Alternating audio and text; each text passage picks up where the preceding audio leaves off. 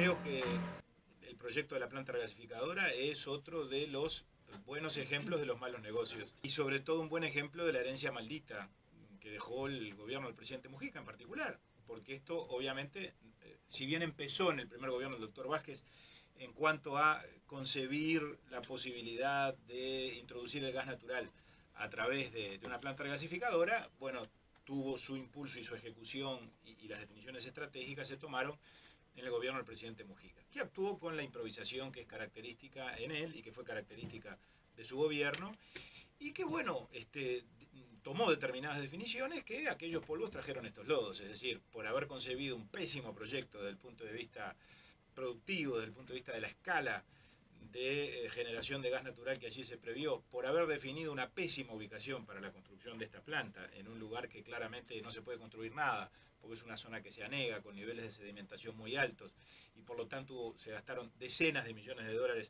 en un dragado que quedó inconcluso y que lo que se hizo ya se perdió.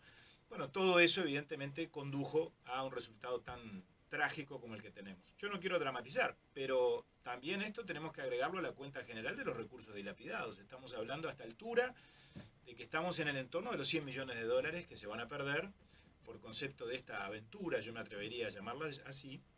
Cuando nosotros presentamos la denuncia para impulsar la comisión investigadora en la Cámara, que fue por allá por el mes de noviembre, principio del mes de noviembre, el día 16 de noviembre la Cámara aprobó efectivamente la constitución de esta comisión investigadora que está actuando.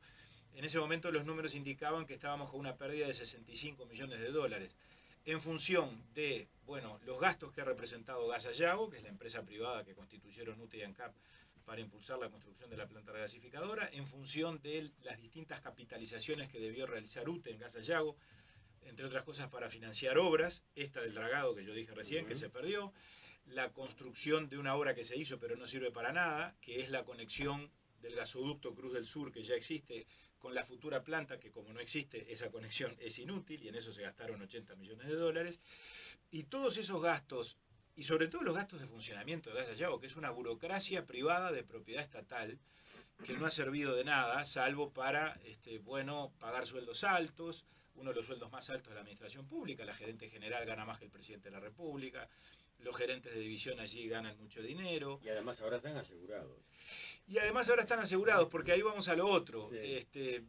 A poco que la investigación avanzó, yo creo que los hechos vienen indicando que no solo se justificaba la comisión investigadora, sino que a las razones originales que la motivaron se agregan los elementos que van surgiendo a poco que vamos profundizando en los hechos, vamos tomando contacto con la documentación, analizando la documentación, y de la voluminosa documentación que envió Gas Ayago, que se ha manejado durante todos estos años en el más absoluto secretismo, porque con la excusa de que es una empresa privada, aunque están realizando una función pública, que es construir una planta para el Estado, y administrando recursos públicos, que son los que ponen las empresas públicas, UTE y ANCAP, bueno, con la excusa de que son privados, entonces no tienen el control del Tribunal de Cuentas, eran reticentes al control del Parlamento, o sea, actuaban en la más absoluta penumbra. Pero ahora, como hay una investigadora, por suerte, vamos arrojando luz sobre todas esas cosas. Y en la misma documentación, voluminosa documentación, que corresponde a los últimos 5 años por lo menos de actuación de Gas Ayago, van apareciendo cosas. Por ejemplo, les menciono dos ejemplos que sobresalen, que fueron los que tomaron Estado Público esta misma semana, el día de ayer o anteayer. Ustedes recordarán que desde el Partido Nacional siempre nos quejamos mucho y con razón de la obscena campaña mediática y gasto en publicidad oficial que se hizo durante la campaña electoral. Claro. Por parte de ANCAP, por ejemplo, Sí, pero sí. por parte de todos los entes, todos los yo creo que hubo una directiva general Claro. del gobierno de la época de bueno, promocionar las obras, entre comillas, bien grandes y las bondades del gobierno anterior, entre comillas, más grandes todavía. Y Gas Ayago, curiosamente, no fue la excepción.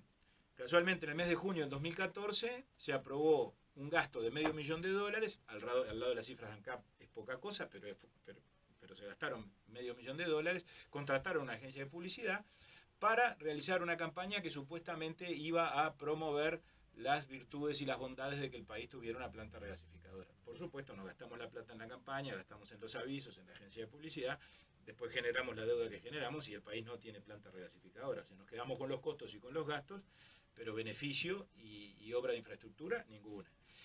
Y en ese mismo tiempo se empezó a analizar la posibilidad de que los directores y los gerentes contrataran un seguro de responsabilidad civil para que los cubriera personalmente a ellos. Una cosa absolutamente inédita. ¿Y lo paga la verdad? Por supuesto que lo paga el Estado, lo paga Gasallao. Vamos a entendernos, no fue un gasto exorbitante, fue un gasto de $15.000 por año para asegurar a toda la plana mayor de la empresa. Pero ahí lo que cuenta no es el costo, no es el gasto. Es una señal, eso Es la síntoma, señal, claro. es el temperamento, es la naturaleza de la decisión. Que además se viene a adoptar en el momento en que parecía que se venía la noche, porque ¿cuándo contratan el seguro con el Banco de Seguros? En mayo del 2015, y las obras estaban paradas desde el mes de febrero del 2015. Es decir, ya habían pasado las elecciones allí.